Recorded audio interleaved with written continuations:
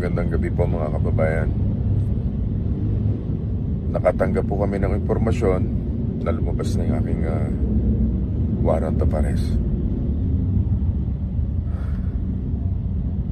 Nakakalungkot po, parang wala yatang due process. Pero ganun pa man,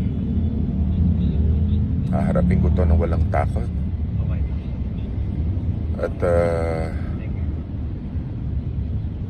alam kong hindi ako papabayaan ng Diyos dahil wala po akong kasalanan dito. Hilingin ko lang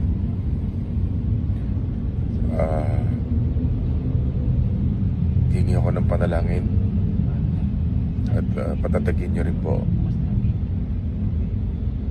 ang aking pamilya.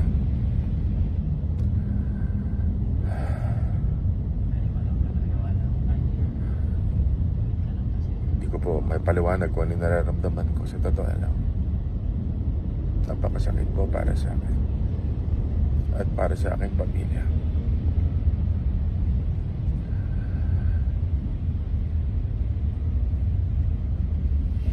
Yun lamang po. Maraming salamat.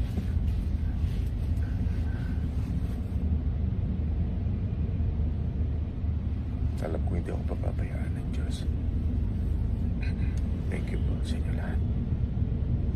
Please pray for me.